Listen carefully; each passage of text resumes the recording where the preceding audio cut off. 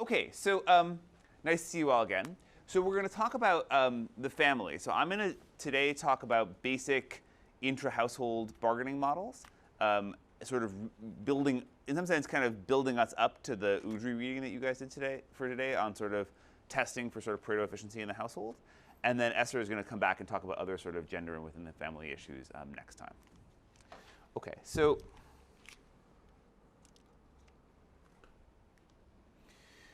just by way of background, right? So in some sense, so far we've abstracted from households, right? So what we mean by that is, we sort of assumed, right, that a household had like a single utility function U of X, where X is like everything that could be consumed, and we had some, some wealth or whatever, and we have the price of the, PX is less than W, some budget constraint, right? So that's the unitary household model, okay?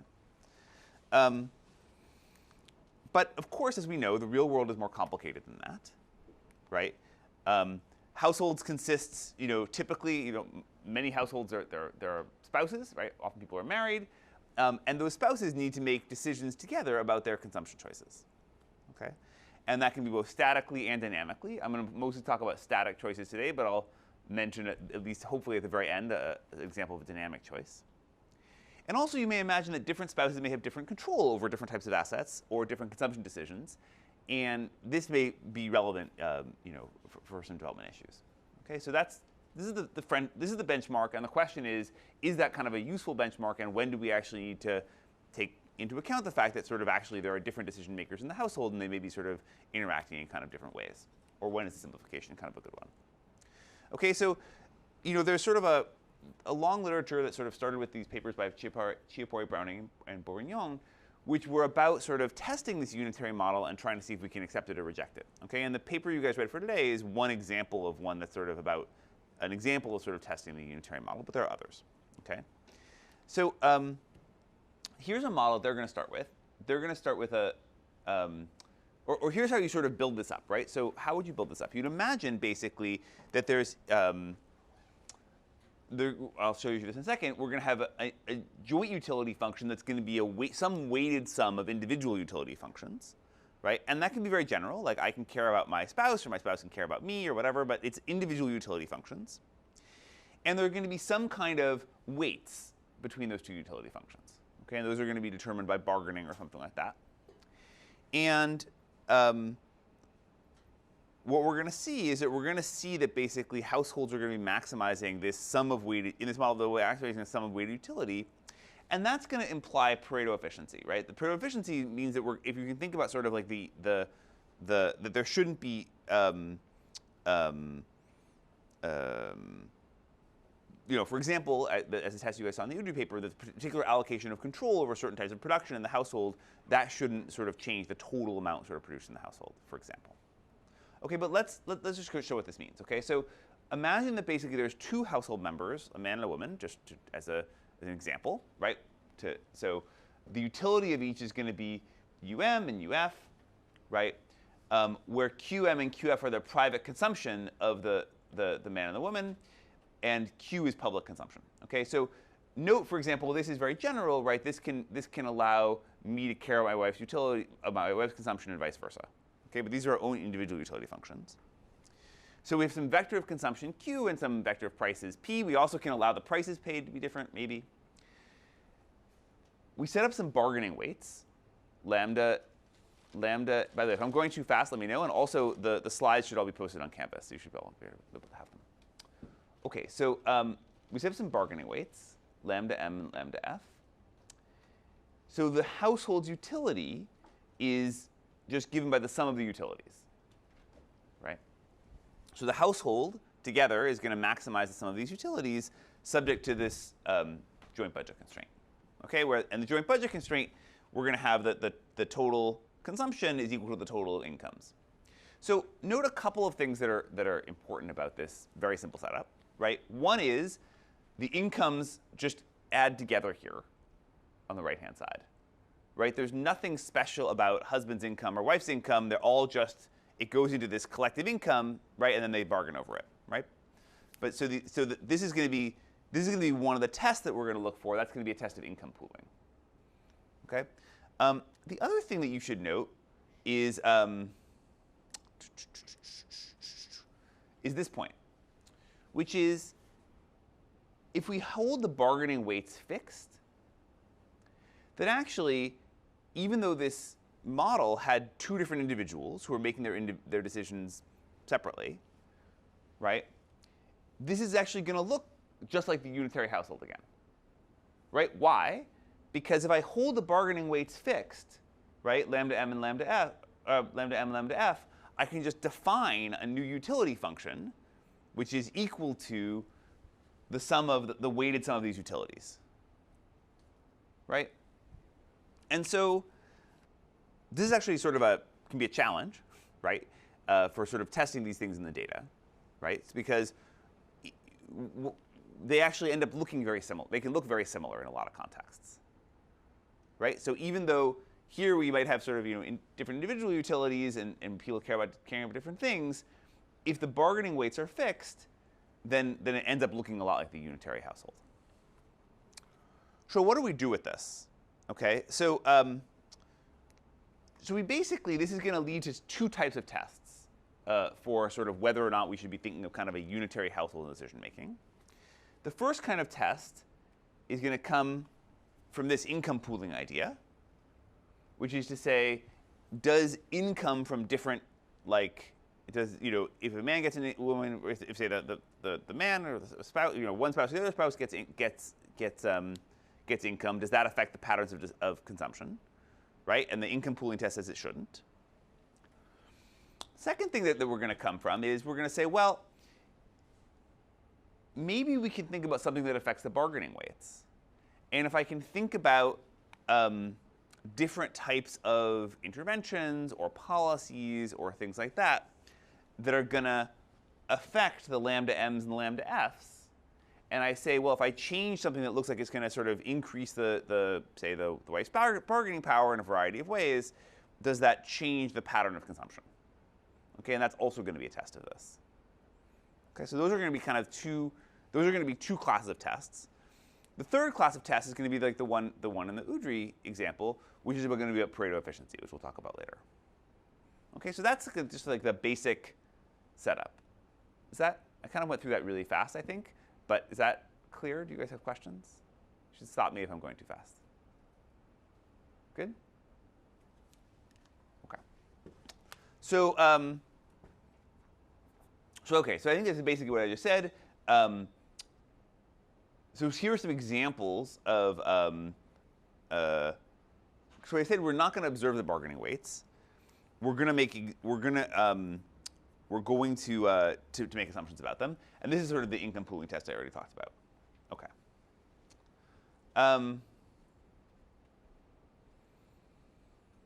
The other thing which is going to be relevant for sort of making these tests, for the empirical tests we're going to talk about, is we're going to have to go back to these Qs. So we had like QF and QM. Technically, if you just look at this model, the identity of what is a QF and what is a QM is irrelevant. If I want to test, imagine I had a good exogenous shock and bargaining weights. Anything, if that changes the distribution of the QFs and the QMs, I can already kind of reject kind of a single unitary house model, right? It doesn't matter what the different Qs are. But it might be nice to be a little more precise about our predictions, right? If we had certain ideas that sort of like, there were, quote, women's goods or, quote, men's goods, right, then we might be able to generate sort of a more specific test, right? Sort of a more directional test, which is to say like, if we have something that increases women's bargaining power and we know that women like thus and such, we can look at these particular types of goods. And I should say actually there's sort of identifying that is hard, right? You can, people make assumptions sometimes about what are some goods that look like men's goods. But actually, there are many types of goods that we may have like similar, different preferences on, that men or women may have different preferences on. A lot of the tests will be like that. If you want to look at the amount of goods that are sort of strictly consumed by men or strictly consumed by women, for example, that can actually be pretty small. Right? There are examples like that people have used, but there's not a huge set that looks like that. Plus, it also can be tricky if you have kind of the the altruistic utility, right? You might say, for example, maybe women in the household wear jewelry and men tend not to wear jewelry, but of course, we all know that men can sometimes give jewelry to their wives, so vice versa, so it can be complicated. But if we do have kind of these more specific tests, sometimes people take the view of like, oh, I can identify the following as good that are associated with particular types of household members, and I can generate a directional test, like if the income of that person increases, do we get kind of more of their consumption? That's kind of a joint test of both income pooling and kind of this of different consumption. Okay. So here are some examples, by the way, that people have used in the literature to sort of think about some of these issues, right? So, and I'm curious. Actually, maybe we can pause for a sec. So here are different things people have used as sort of either sources of variation in the bargaining power of the household. So like different amounts of earned income from different household members. So maybe the age gap, resources brought to the marriage, unearned income. Divorce laws, there's a whole literature, actually it started I think in the US, on sort of changing from making divorce easier, right, as sort of a change in bargaining power. Or one is about the sort of scarcity in the marriage market. So what do you guys think of these as sort of like, as examples of things that you use to test for bargaining power? Do you have any thoughts on this? Seem sensible, not sensible? Are there other ones you'd put on this list? First of all, do you understand why these things might be, like why you might think of these? So someone give me an example of how you might think of one of these as being related to bargaining power in the example I just set up? Somebody. Yeah. Remind me your name, sorry? Whitney. So with the divorce law example, maybe you could think that if there's a law that makes it easier for women to get a divorce, then they have increased bargaining power in the household because they can say if they don't like the way that things are going, they'll just leave. Right. To change the lambda that we had. Yeah, exactly. So if you think about, how many of you guys have seen bargaining models in game theory or in micro? Some of you? Only some of you. So, right, the way a typical bargaining model might work is to say, like, we each get our outside option and some share of the surplus. That's kind of the standard Nash bargaining solution, right? So imagine that basically, if divorce basically says my outside option has changed, right? If it's giving me a better outside option, like if we don't agree on how we're going to share resources in this marriage, I can leave, right? If that differentially increases the outside option of one side versus the other side, you could think of that as an increase in bargaining power, right? But it would have to be a divorce law that what's complicated is that you have to think of it as sort of, from the model's perspective, it's if you're both stuck in this marriage, right? It's not totally obvious how sort of moving from moving to unilateral divorce necessarily increases. I mean, it definitely means that both sides' outside options become more relevant, but you have to think it's not obviously signed. I think, as an empirical matter, I think it does turn out to increase the women's bargaining power. But I think from the model perspective, it's not totally obvious to me. Yeah, Wesley? Can I ask a similar question about the age gap? It's not entirely clear to me like which direction we would expect that to go in bargaining power. I could envision maybe you would expect that like a larger age gap has causes an increase in the bargaining power of a younger individual in some circumstances, maybe of the older individual in other circumstances. What sort of like the take that I guess the age gap or literature we try to pitch. That's a good example. Actually, it's a good example. I'm trying to think of one off the top of my head. You might imagine that. I think that in a bigger age gap between spouses, particularly if spouses are getting married, where sort of the one of them is very young, you might imagine that they're sort of not as good bargainers or in a strong kind of a bargaining position.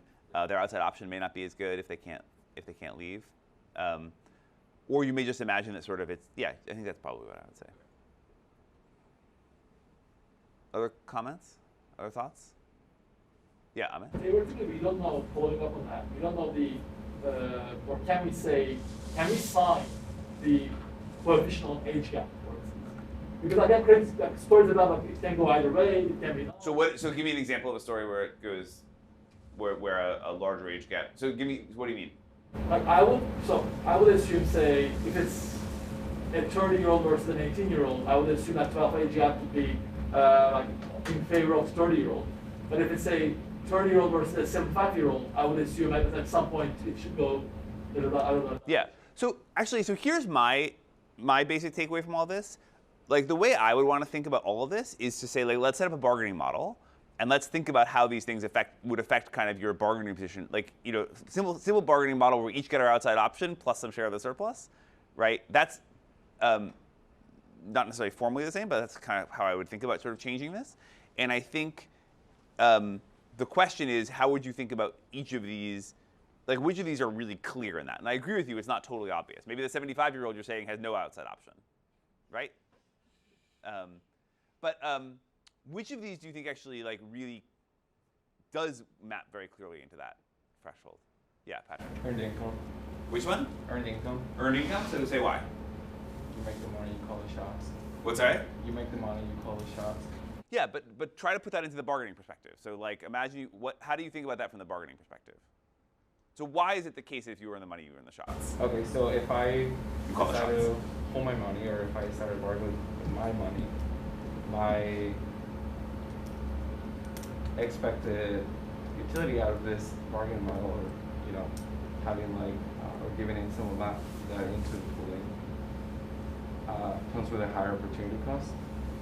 Yeah. So, but let's try to be a little more precise, right? So imagine that basically like we have the let's call it the outside option of the man and the outside option of the woman, and we have, for example, and we have some. Let's imagine we're going to have some, in this case, fixed bargaining weight alpha, right? So what's going to happen is they're going to and if they can agree on everything together, they get some joint surplus S, right? So the man's outcome is going to be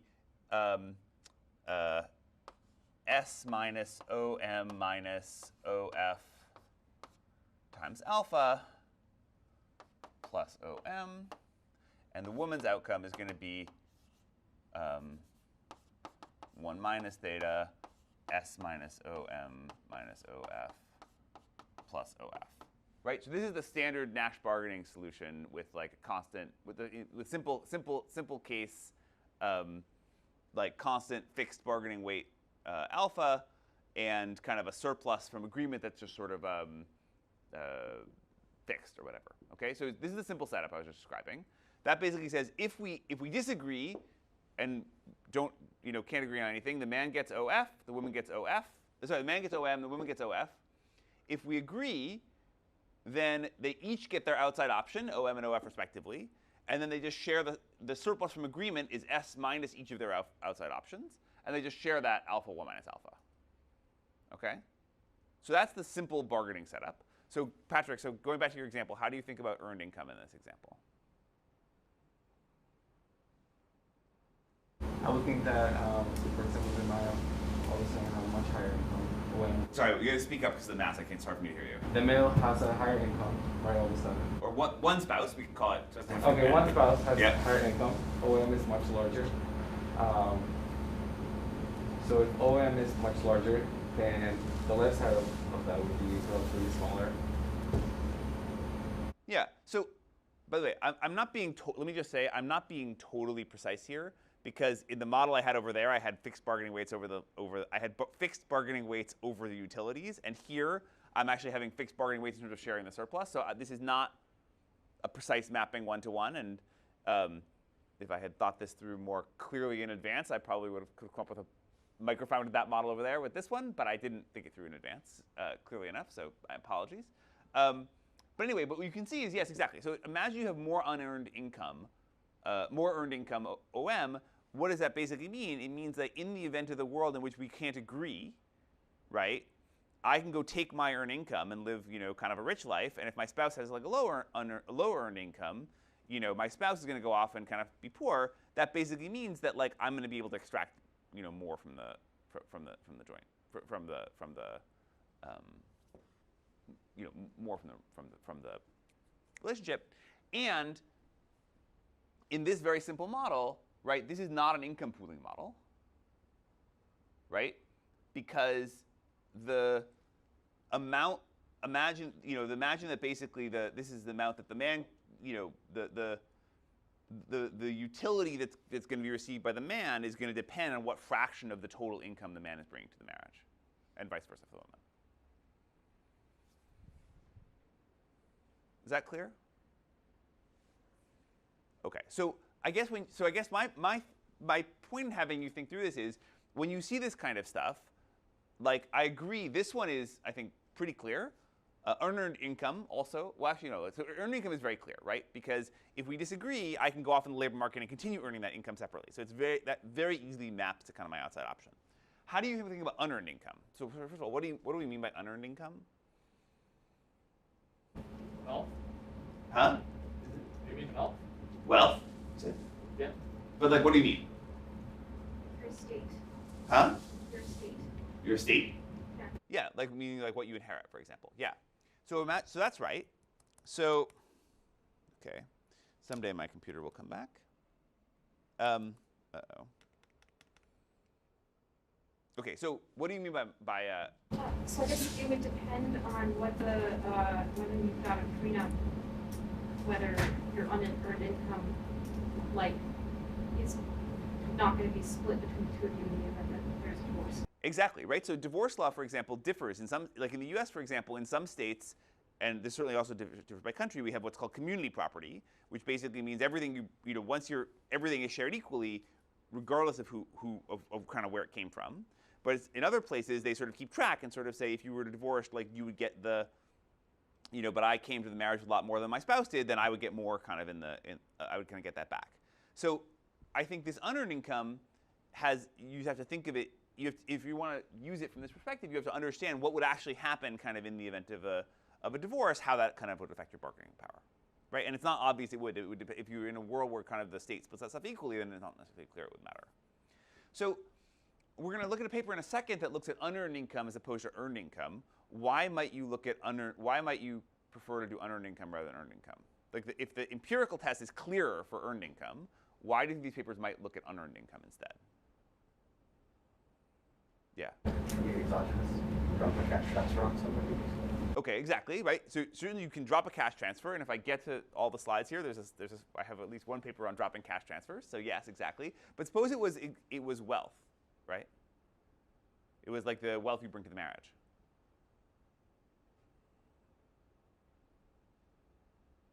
Yeah, Wes. Earned income assumes that everyone's in the labor market. What's that? Earned income would assume that both parties are working in order to earn some income that isn't. Yeah. So right. So this is actually right. So as I think you were saying, this is totally endogenous. Earned income is endogenous. What you actually need is some measure of your earning power, right? So for example, I could have great earning power as like an MIT professor, but be choosing not to work, for example. What we actually want to know is what's my outside option if I were to go back in the labor market, like what would my earned income be, right? So you don't want actual earned income, but you want some like proxy for kind of earned income. For unearned income, what's the problem with this stuff, with like resources brought to the marriage, for example? What's an empirical challenge if you wanted to look at that?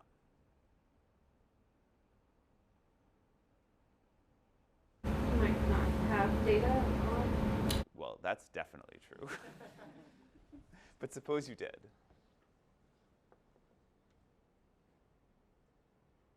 So it seems exogenous, right? I don't control what I inherit. That's true.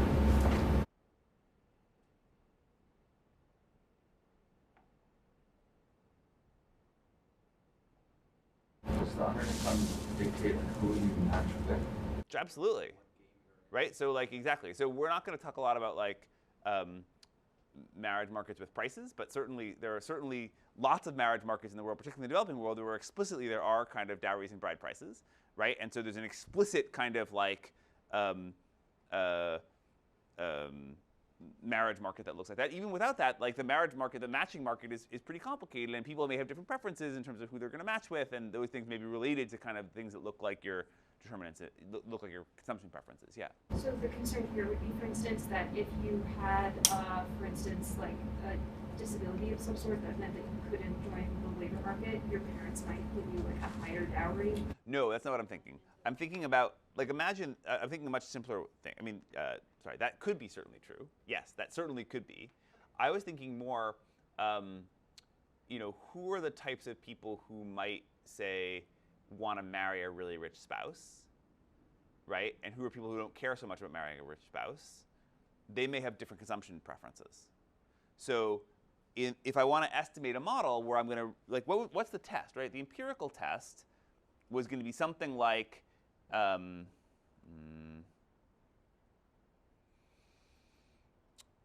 you know, I'm going to regress, say, it's not really on the board, but I'm going to regress something about like the cues of the, I'll go back here, it's not really on the board, but I'm going to regress, say, the cue, like the man's consumption versus the woman's consumption as a function of how much bargaining power they have, right? Or how much like what fraction, for example, I'm going to run a regression of, you know, things that look like women's consumption on how much resources the woman brought to the marriage relative to the man, for example. But imagine that people's preferences over consumption are correlated with their preferences for who they're going to match with, right? Like I want like a really fancy life, you know, maybe I marry a really rich partner, for example, right? That could be an example where sort of the endogenous composition of the marriage could be related to the preferences. You see what I'm saying? Isn't that true for earned income too? Yes. Yeah. Yes, it is. It's not necessarily like better for unearned income. Yes, it's a problem for earned income too. Yeah. So then a totally separate channel, but also a potential concern would be if like your unearned income is somehow scaling inversely with your earned income potential. Yes, that's also could be a problem too. Yes, correct. If those things were correlated too, that could be a problem. So I don't want to go. I'm going to show you a couple of examples of some specific papers. We can talk about this in specific context. Actually, the main point I wanted you to take away from from putting this on the board, is to start thinking about it from this perspective. Sort of like, you know, when we say these things affect bargaining power, what do we mean? You know, the simplest version of that is kind of what am I going to get in the outside option? And so we should, whenever you see something like that, you should be sort of thinking through what is the outside option? How do these things kind of map to the outside option? That was actually kind of my main point. Okay. Yeah. Sorry, how should we think of alpha in this model? Like you said it So I said it was exogenous. Yeah, but like Where does it come from? yeah. So I don't have a good theory of alpha in this model. In some bargaining models, it comes from your discount rate. So this is the standard Nash bargaining model. Some models microfound this with like a series of alternating offers. So like, you know, I make you an offer, and you can choose to accept it or make a counteroffer. We go back and forth until we agree. And in those models, I think that if I remember correctly, the differences in the discount rates between the two parties are going to determine the alpha. That may not have been clear. Maybe that may not be the answer you're looking for, but we treat it as, from the Nash perspective, we treat it as exogenous, and I think there are some models that microfound it, and I know that's an example of, I think that's the Rubinstein model, I believe. Okay, someone is nodding, so maybe I got that right. Okay. I already said that. Okay. So here's the first paper I wanted to talk about in a bit of detail. This is by Duncan Thomas, 1990. So Thomas is going to be an example of looking at mothers' and fathers' income on child health. Okay? So you can interpret this in two ways. Either moms care more about kids, right? That would be like the ex ante way. Maybe like moms care about more kids. We're going to sort of say that child's health is mom's good. Or maybe we could just say we don't actually know a priori that what's a mom's good and what's a dad's good, but we can just sort of look at like differences in the cues, okay, as a test of income pooling. Okay. And he's going to focus on non-labor income for the reason that we talked about, which is that at least he doesn't have to deal with the fact that sort of the labor income is endogenous. That sort of, you know, the labor-leisure decision is itself a choice. We don't want that in there. We want sort of the unearned income. So he's going to run a regression, which is going to look like, you know, some outcome variable as a function of, you know, the woman's unearned income and the man's unearned income. Okay, and I think we sort of talked about some of the challenges with this regression, but are there other, like, so if I were to show you this, what do you think of this? So we talked about marriage market issues, matching issues. What else might you be worried about in this example? Yeah, Ahmed. Is this a way of trying to get at the bargaining parameter in all? I'm assuming the child is a common good of the marriage. This is a test of the pooled income hypothesis. Okay, so this is not. This is a test which basically says it's a. So yes in two respects. Yes. Okay, sorry. Yes, it is a test of that. The strict test of this is. It's a test of the prediction that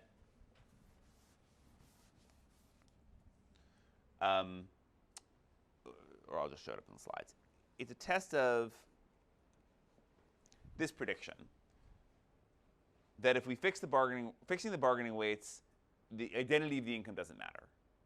Okay, so it's a test of that, right? It's testing that do we get different responses from YM or YF, YF or YM. And yes, number two, in terms of the outside option, like what would be the alternative hypothesis? Yes, it's this idea over here, exactly. That like my outside option is going to depend on sort of how much the income is mine.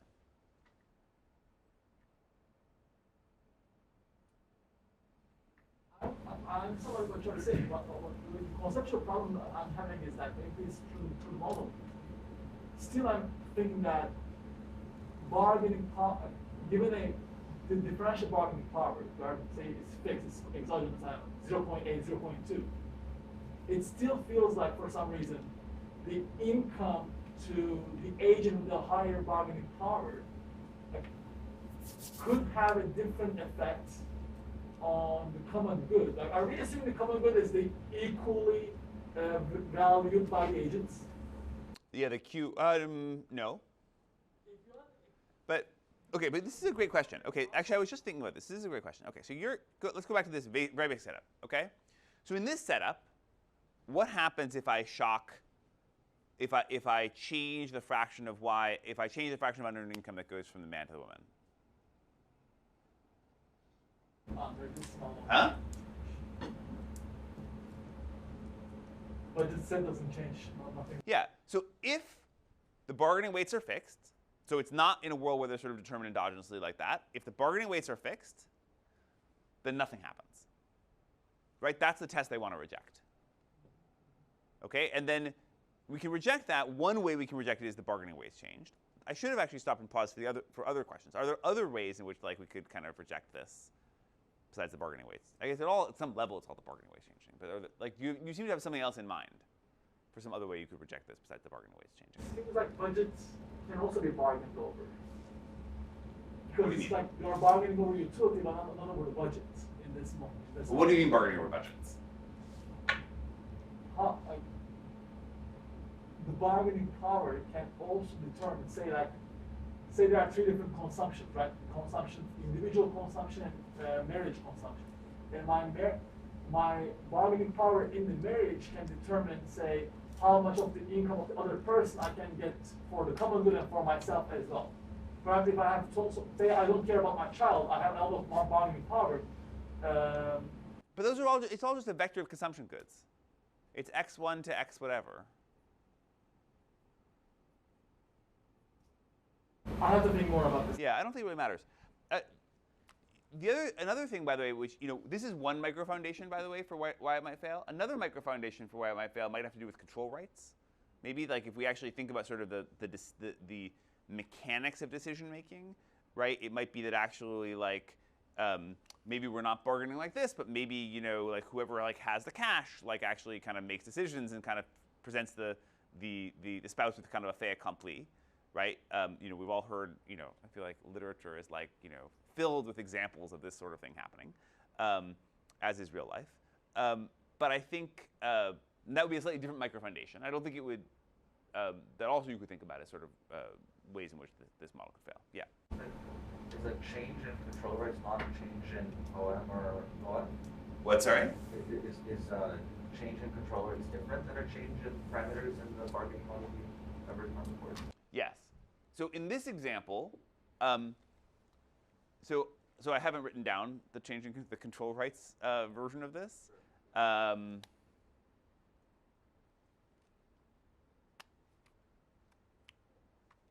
wages, if the woman's wages are deposited into a bank account that is managed by demand, then, and she knew that in her outside option, that would similarly be the case in another marriage. Then it's going to be the same.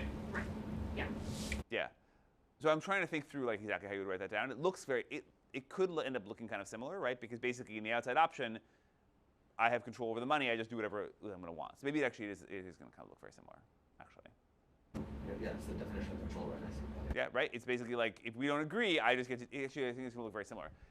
If we disagree, then I get to consume my stuff, and I get to decide how to spend my money. You get to decide how to spend your money, and those are our outside options. So actually, in some sense, I think it actually is that it's a slightly different micro foundation in the sense of in the example I gave before, I was thinking if the marriage splits up, but the other one is like we don't agree on how to spend the money, and I just go spend my money, and you spend your money. Right, that's another example, but it's going to look very similar in that sense. That's what I want to say. Okay. Okay. Other challenges with this regression? Are things you want to think about? Okay. Right. So we talked about like this could be there could be sort of individual level admitted variables. We could talk. So for example, another thing about this regression is. The utilities may be related, and this is a cross-sectional regression, so the utilities may be related to these income shocks, right? So imagine that someone who grows up really rich because they have like, they're expecting to kind of inherit a lot of money or whatever, they may have different preferences than someone who doesn't grow up rich, and that may affect their consumption choices, right? So the ideal examples will have like, better variation than this, and just cross-sectional because you need to hold the utility function. The right test is we're holding the utility function constant and just shocking the y's. Yeah, Patrick. So in this case, do you have a shock in the fraction of shared income from each party, or do you have a shock in total income too? This one they don't really have a shock. So this is the first version of this. They don't have a shock. It's just cross-sectional. I'll show you a shock in a second. Okay, so this one they don't have a shock. Right? So this is just going to be cross-sectional, and that's what I was saying. You have problems of endogenous marriage formation, and the problems that the utilities may be correlated with the income shocks. Right? So I was going to start by saying yes. So this was kind of the first paper that did this form, at least in development that I know of. He does find that basically there are different kind of income effects. So he looks at the ratio of the income effects for man's income versus woman's income and finds kind of very, very substantial differences in those incomes. But as you were saying, what you'd like to do is you'd like to have better identified kind of shocks to the different kinds of income that are not going to be correlated with kind of the utility shocks, with the preference parameters. Okay. So let me not go through the results in this in detail. Let me go to the next paper, which was actually a paper by Esther, which she wrote in 2003. Which looks at grandparents spending on their grandchildren. And the reason for this, I think not that grandparents and grandchildren are particularly of interest, although they of course are interesting. Like you could have equally written this paper with moms and fathers and their kids, but she had a policy change she could look at, which was a large unexpected change in people's unearned incomes. Okay, so in particular, at the end of apartheid, South Africa kind of expands their pension programs to include blacks. And there are a lot of kids, 17% of kids, who are living in sort of multi-generational households that have kind of a pension earner. Okay? And she compares living with children who are living with a eligible grandparent, so age 60 for females or age 65 for males, that's the eligibility rule, to people who are living with a grandparent, but the grandparent is just younger. Right? Yeah, Patrick. The comparison takes place before they actually get the money, right? That takes place after. Wouldn't you be concerned about income effects? Right. Correct. So she's going to compare what happens if the grandmother gets the pension versus the grandfather gets the pension. Okay. Okay. So it's going to be like a different diff, sorry. If they found out they were going to be earning this income, could you look at before they got the actual... That would also be cool as sort of an anticipated thing. But I think the key thing is going to be comparing like what she wants to compare what is the treatment effect. So there's two things going on in this regression, right? You have say 60-year-old female grandmothers and 59-year-old grandmothers, and you have 65-year-old grandfathers and 64-year-old grandfathers. So we want to restrict ourselves to kids who are living with a grandparent, because obviously kids who are not living with a grandparent, those are in different kinds of households. The treatment effect of living with a grandmother is you can get that by comparing 65 versus 64-year-old grandmothers, right? Just eligible or just not eligible. Kids living with. And the treatment effect of living with a grandfather is 65-year-old grandfathers versus 64-year-old grandfathers, right? So those are the two different treatment effects. Both of those capture the income effect. Then the thing she wants to look at from the perspective of this topic is, does it matter if the money goes to the grandmother or the grandfather? That's the kind of unitary, that's the kind of the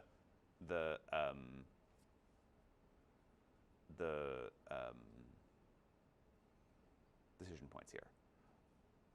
So question, does that, first of all, does that seem sensible? And does that kind of map into the framework I was just talking about? Yeah, remind me your name, sorry. Erin. Erin. Yeah, so I guess the one threat would maybe be that sometimes norms around whether or not an elderly grandparent can come back and live with the family might depend on what their gender is. Wait, what, sorry? Norms around whether a grandparent can come to return and live with the family, or their children, depends on the gender of the grandparent. I know at least in India we were seeing that with something we did with elderly females who are more likely to live alone. Exactly, right. So what we'd like to do, so I think that the cleanest test, I was just thinking about this. I think the cleanest test of this would be kids who are living with both grandparents, right? So we're going to hold all those household composition things the same, and we exogenously vary which grandparent is just eligible. So and she includes a lot of demographics, and I think this is in there, but we can double check. The cleanest test is households with grandparents of both genders, right? Comparing the case when the grandfather is just eligible to the case when the grandmother is just eligible. That would be the cleanest test. Yeah. And the concern with that would be that there might be some specific dynamic in their relationship if the grandmother is older than the grandfather potentially. Well, they don't have to be because of the differential age rule. But yes, that could be an issue. But I'm saying the fact that the grandmother became eligible before the grandfather implies that they're in a type of marriage where the woman would be older. No, because the age difference is the eligibility. The women are eligible 5 years younger. Yeah.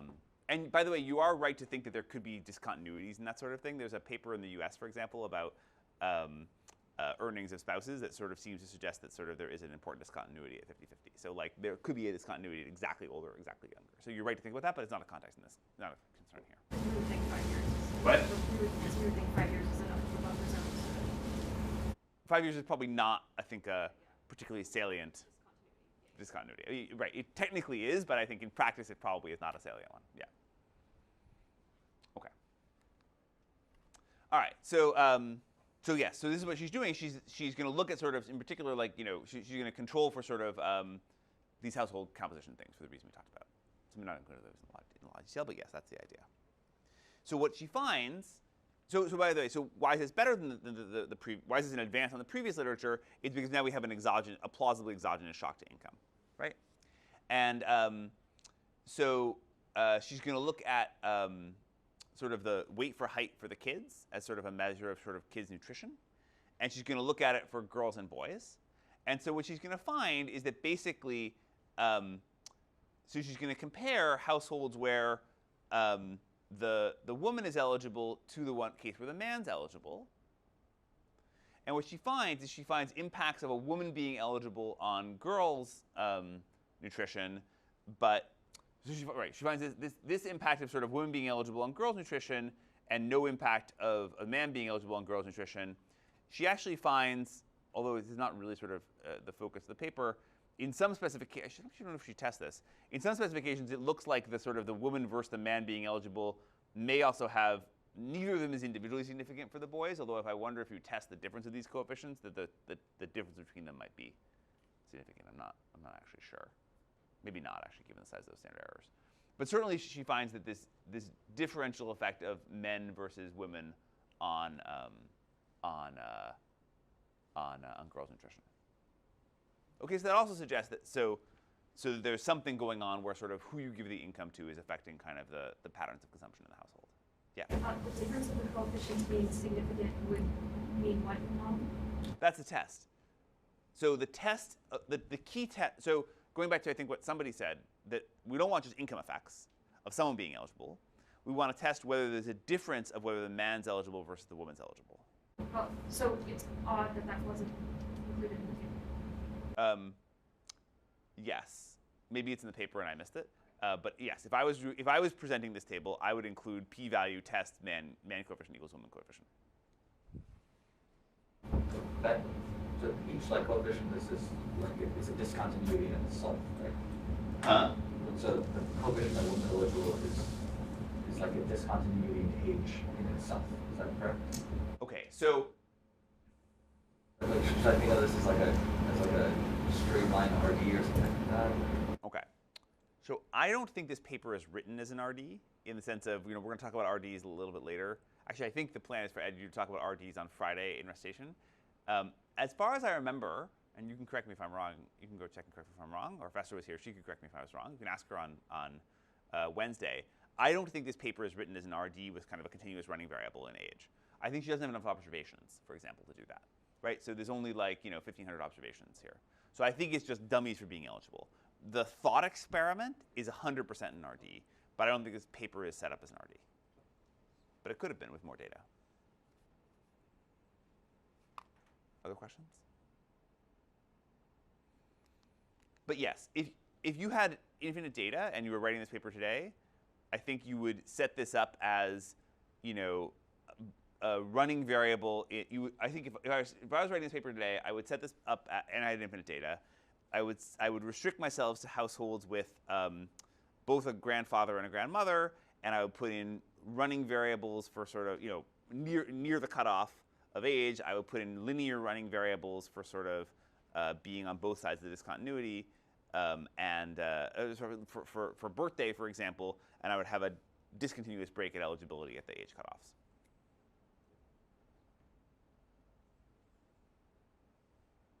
And maybe that would be actually a good example to talk about on Friday, for example. Sorry, does everyone follow what I just said about regression discontinuities? Has everyone seen this before in at least one other context? Yes? Yes? Okay, great. We'll go through it. We'll still go through it in more detail in recitation on Friday, but that's what I mean. Okay. So given this kind of finding, you might say, well, maybe policymakers may want to think about, there might be policy implications of this in terms of giving resources differentially to men versus women. For example, there are lots of transfer programs in the world which sort of give resources to households to help them with a variety of things. I'm going to talk about a bunch of them in sort of the PF section.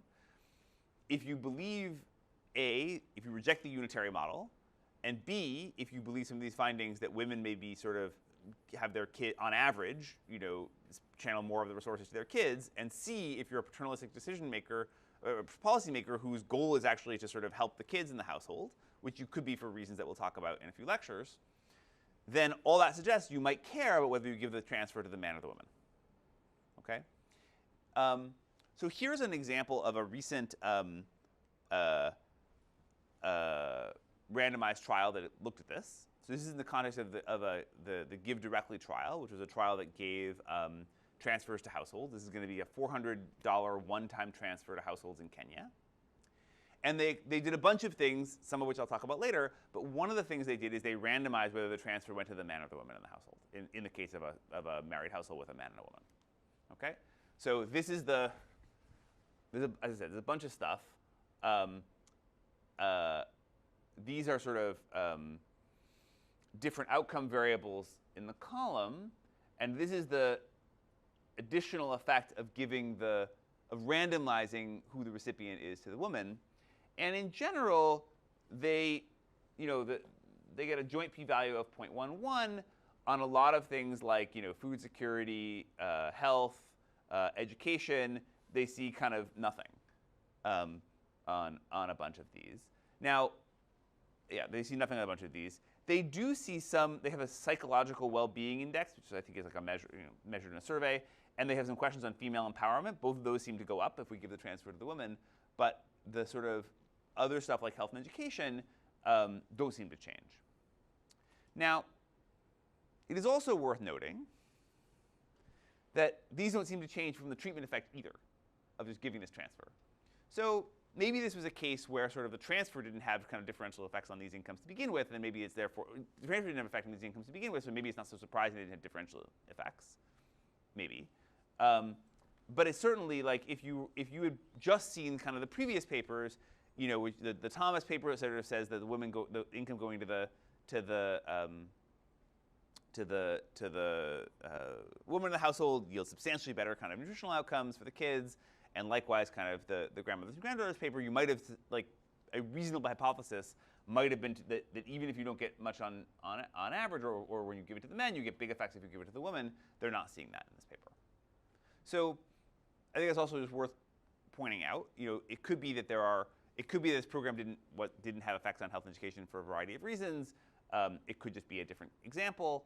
I think kind of, more work could be done on this question. Yeah, Patrick. Do they talk about take-up rates between males and females at all? What's that? Take-up rates between males and females? Yeah. Oh, do they? I think the take-up rate is 100% in this example. Like, I think this is all conditional on. I don't remember this, but I don't think the take-up rates are an issue in this context. I could be wrong, but I don't remember that being an issue. So everyone that got offered took it.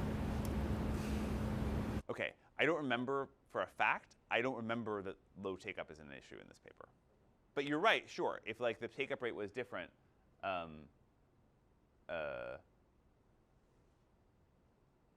but you're not seeing substantially lower kind of on the sort of like, did I spend the money, right, variables. None of these look any different depending on whether they give it to the woman or the man. So if you thought the woman's take-up rate was a lot lower, you'd expect negative coefficients here. This is the additional effect of giving it to the woman over the man. Yeah. Could there be some sort of like control thing at play of like if you were to, so in the previous example, I feel like part of the difference is that you're announcing the policy, and even if it's the case that just women are just becoming eligible before the men will become eligible, the men can expect that they'll receive this 17% bonus at the time of becoming eligible. So like. I'm sorry. Wait. I'm sorry. Say it again. Sorry. Oh, you went back to the previous example. Sorry. In the previous example, okay, yes. You had an effect where you were kind of announcing that you were going to give a transfer to both parties. Yes. The transfer arrived to the woman faster than it did to the man in the case where she became eligible before. Correct. And so there's sort of a notion that like if the man waits sufficiently long, he'll get what's like owed to him. Yes. But in this particular example, you have this sort of like exogenous body that's just like throwing money in a household. Like, could you make an argument that there's sort of a different control thing at play of like this money, if it's being given like totally randomly to one party or the other, is going to be pooled or is going to be put in the hands of one person, whereas like that would less be the case? Yes. Yes. Okay. Sorry. Yes, I agree with you. So, totally plausible. So just to be clear, the argument was, in the pension example, we're all going to get a pension someday. So maybe a reasonable bargaining solution is you do what you want with your pension, I'll do what I want with my pension. It's all going to kind of work out roughly because we're all going to get the pensions eventually. Whereas in this one, it's like a one-time thing, and either of us kind of only one of us got it, and therefore we really have to kind of duke this one out. Is that basically your argument? Yes. Yeah, it could be. That's interesting. Yeah. Yeah. What I was thinking was similar thing. It is clearly not in this setting that the transfer is for female or male rather than for the whole household. When they do the experiment, when you give the transfer, yeah. Are there possible that the female or the male, because they're already household, they think it is money for their family, so they are more likely to pool money together because it is not something really earned by the female. I think it's kind of a I think it's a related context. What is the framing in some sense, and how are they sort of setting this up, right? Is that kind of a reasonable Yeah, I'm just curious whether, like, although it's given to female, but So this was actually, I think the way it was done is it was done through mobile money, and so the question is literally like, whose phone does it go to? Like your account or your husband's account. That's I'm thinking like if it's my earned income or it's my pension, like it's clear it is like from me. But for this case, if someone drops some money, and they might get the feeling that it's dropped the money. Oh, I see. Yeah. No, exactly. It could be framed differently. That's related. I think right. That's sort of what you're saying. It could be framed differently. Sort of like, I think what you're basically saying is, so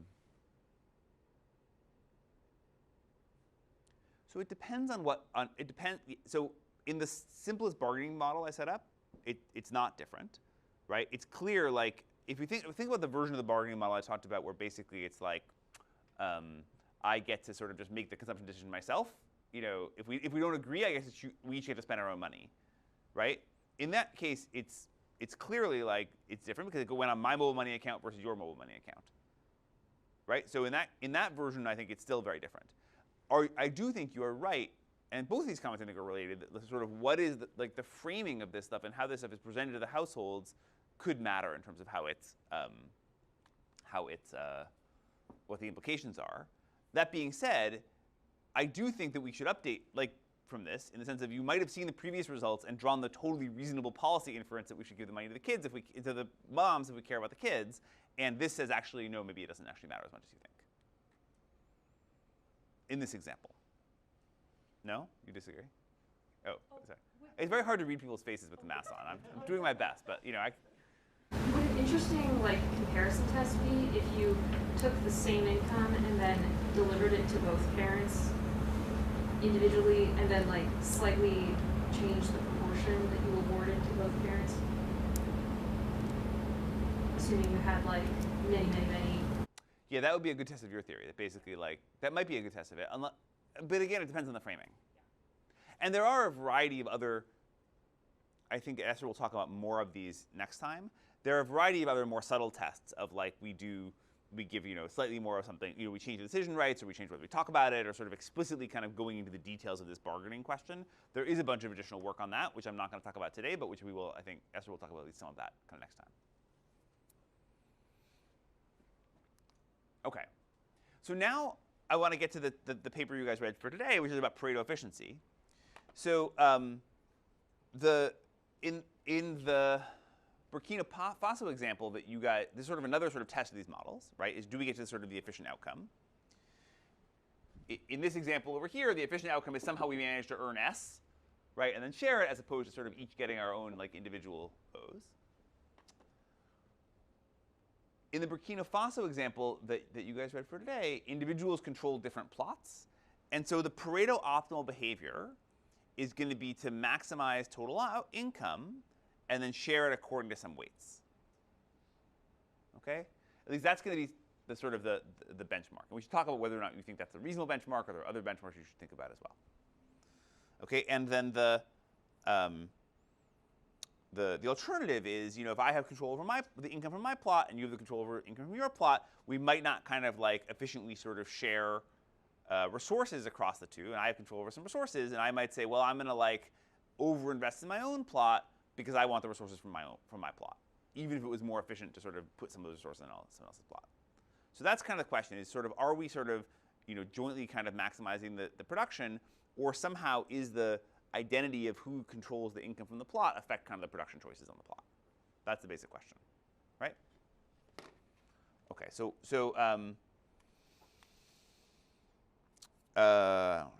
okay, so what's the setup? We have labor supply, we have consumption decisions, we have an area of each plot. We have a production function, right? And we're going to assume this production function is going to be the same for all the individuals, although he's going to test that kind of later in the paper, right? This is, I think, a key assumption, by the way, and we can talk about that. I don't know what you guys thought of that. To me, when I was rereading the paper this morning, to me, a lot of my questions had to do with sort of is that assumption kind of reasonable or not? We have total kind of total labor income, total sort of labor supply, and we have sort of some joint kind of joint decision making over consumption. So the Pareto efficient allocation is like we had before, right? We're going to solve some sort of like we're going to maximize sort of some weighted sum of the utilities, subject to the budget constraint and the production functions. And the key point, and this I'm going to come back to, this idea. The key point is that production decisions are independent of sort of preferences. And so I'm going to actually talk about this in more detail again when I talk about the the labor lectures. This idea that sort of our production and our consumption decisions should be separable is kind of a key test of sort of a bunch of different models. But basically, the idea is we're going to solve the sort of we're going to maximize kind of the joint, the total output, right, by sort of optimally allocating our resources across these two different plots to maximize output. And and really the key idea is it shouldn't matter for the household whose plot is the man's plot and whose plot is the woman's plot. We should just be maximizing output over the two plots, and then we should sort of get the income and sort of split it up. Okay, so that's basically sort of the framework. He's going to define the yield on a particular plot as the quantity as the amount of output per area planted, and he'll look at sort of the deviation on some particular plot K, or a particular plot I rather, for crop K is going to be they're going to look at the deviation from the output per acre on that particular plot compared to the average across kind of all their plots. Okay. And they're gonna do this kind of within crop, right? So they're gonna say like, we plant 6 different crops, but actually like I plant peanuts and you plant peanuts, and I plant rice and you plant rice, and we're gonna look at sort of my rice versus your rice is gonna be the key thing we're gonna look at. Okay, and so then they're basically gonna run this regression where they're gonna run sort of the output on sort of whether it's the woman's plot, putting in household times time times crop fixed effects. So in this year, we produced this, we both produced rice, we both produced ground nuts, whatever, and it was a good year or a bad year or whatever, but we're going to sort of look across our different plots. Okay? And the key test is going to be whether sort of the output on the man's plot is different than the woman's plot. Yeah? So on the previous slide, when you said why not use between crop comparisons? Yeah. Oh, why not? Well, if you measure G in terms of like the instead of like yield and the thing by like dollar equivalent of yield. Oh, yeah. So that's a good question. So why not do it all per dollar? That's a good question, actually. Do you have an answer? Well, I was wondering if there was like you don't want to overstrip the soil by planting too much corn, so you need to vary it by planting in different places. Sometimes different. Yeah. Yeah, actually, it's a good question. I was trying to think that through. Like, you want,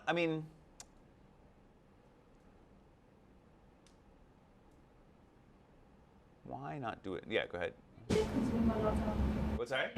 Maybe they consume a lot of different crops within their own family rather than trade it at market, so that they really want to diversify the crop type. So it's like they're really with their decision making if they want to get this share of this crop, this share of that crop, so that they try to see, well, you switch plots to make certain type of crop.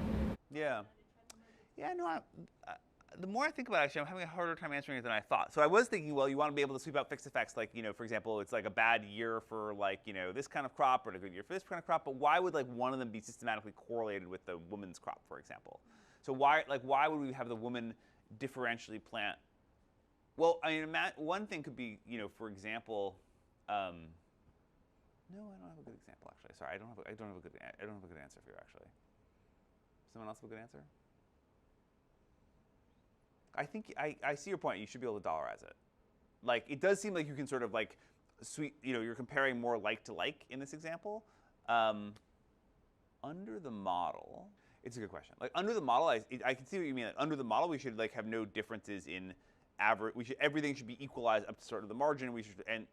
Well, if we had marginals, right? So we don't have marginals, we have averages. So one reason it may be that that could be related to it. But if we had marginals, you're right. I think we should be sort of equalizing our output to the point where sort of the marginal return on every in dollar terms is the same on every plot. So I think if we had marginals, I think that would be right. It certainly can't hurt to do this, but I don't see a good reason not to do that. Yeah. Why do we use averages here? That's why I was asked a similar question. Like whenever you do like a misallocation test, it's like marginal or revenue product of capital or whatever, right? People do so. Well, sorry. So that's the goal. Yeah. So that's the goal. So I mean, like in what cases like generally can we use averages to proxy? It seems like that's what's happening here. Yeah. Okay. So that's another good point. So.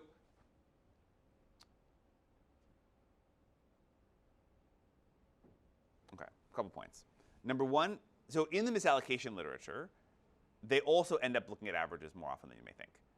They write down a theory, which is about marginals, right? But actually a lot of, but they have to assume a functional form in order to, but what they observe is just output. So you have to write down a functional form to get back the marginals from the averages. So I think a general point that I think all of you are making, which is totally right, is both in that literature and in this literature, the thing we really want is is to estimate the marginals and randomly shock kind of different things to estimate the marginal returns. So the misallocation literature does that using functional form. This paper, I think, also essentially deals with it in functional form, right? So what are they going to do? They're going to do two things, I think, to answer. What is he going to do? He's going to do two things to answer that.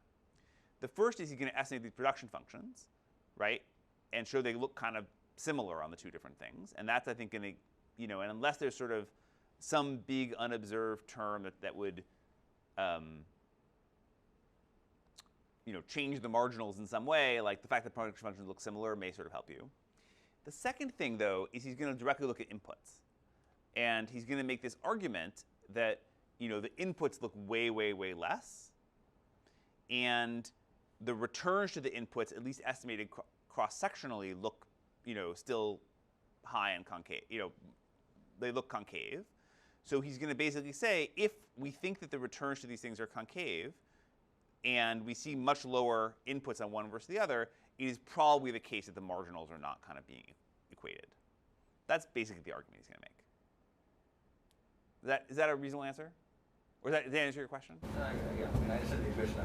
Sorry? I understand the equation. Yeah. So I think that's what they're going to do.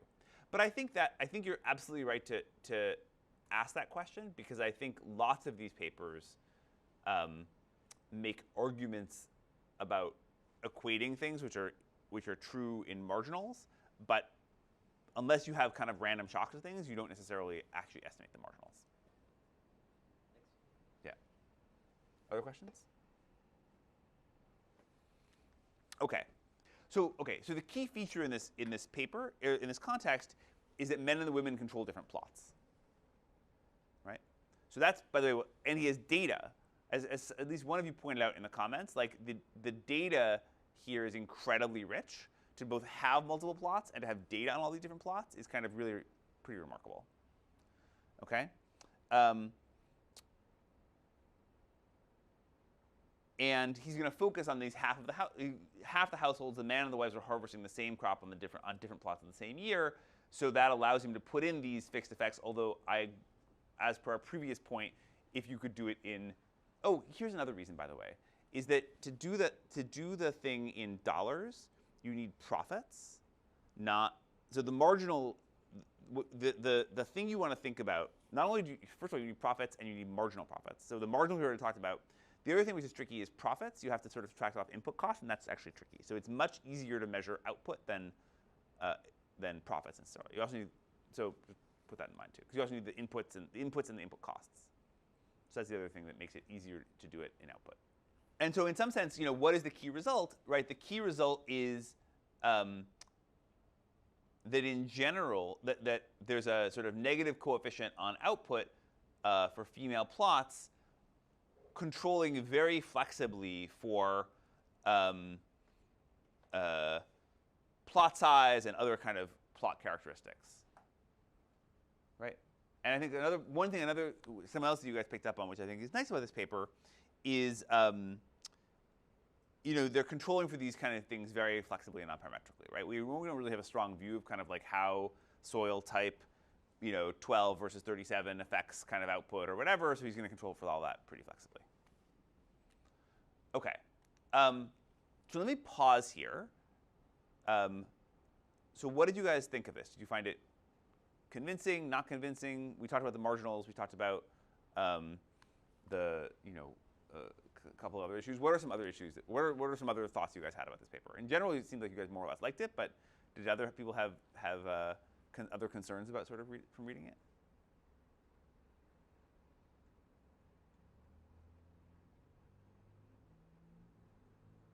Come on, you all sent in like comments. So did anyone have any other concerns about it? Yeah, Patrick. It means the controls fully absorb the quality of the plot. Yeah, no, right? So what you have to believe is that the controls are, what he has is, did I bring this?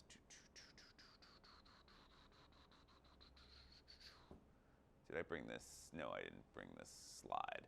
But what he does is he shows you that basically the results look kind of pretty similar with and with. Actually, I think they look, I don't know which order they look. But he shows you the results with and without kind of the controls, right? And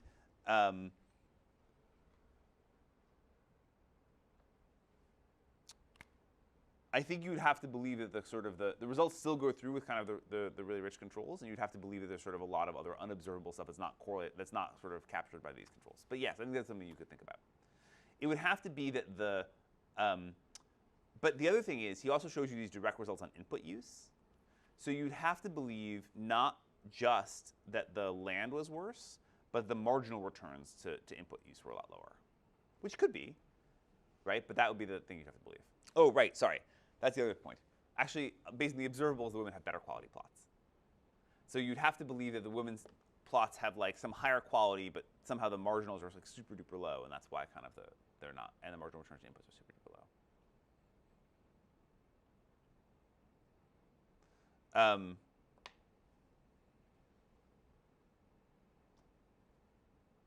Other thoughts? Other comments?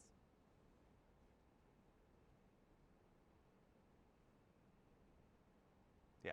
So this is about the travel cost. Like manage one plot be less costly. Manage one plot might be less costly than managing two plots, for example. Although like the marginal. Yeah, but the question is like, why does that explain like this stuff, where you're basically sort of using kind of less of like other inputs, right, on the women's plot? Yeah, I mean, the location of women's plots might be farther away from the household, for example, so that it's more costly to travel there to plot women's plots rather than just plot the plots around the house, which might disproportionately favor women's plots. Yeah, so that could be. I don't. Does anyone remember if he controls for distance to the plot? It does one version where he just looks at ones that are close, I think. Okay, right. Let's deal with that. Yeah. Wait, I forgot. Can plots be like reallocated, like switched, reallocated, or are they like? So remember, this came up in some of the comments.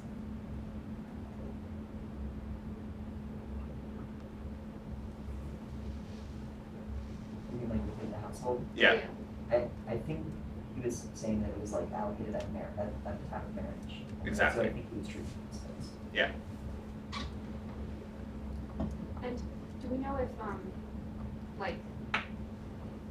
if you use the plot more, the quality goes down? That is true. So well, I think you need to at least like lay them fallow for some period of time. But there can be this notion of overuse. But would that be a problem for this? Well, I guess I'm wondering if the notion of if you're measuring that there's like higher quality at a given time slice of the woman's plot, but that's just because it's being used less. That might not. Yeah. So right. So but that you'd have to tell some funky story where basically like the year they happened to do the survey was the year that all the women decided to let their plots be fallow or whatever. Yeah. right? Which if that wasn't, there's no reason to think that it would be particularly true in the survey year, and so you think it should sort of average out. Other thoughts? Okay, I'm almost out of time, but I think you guys had a bunch of interesting comments on this, so I would encourage you to, so I think there's lots of interesting things going on here. The last thing I wanted to mention was I just wanted to sort of mention two things before I conclude, because I think there's a lot of stuff here that I won't be able to talk to because Esther has more sort of gender stuff she can talk about in the next lecture.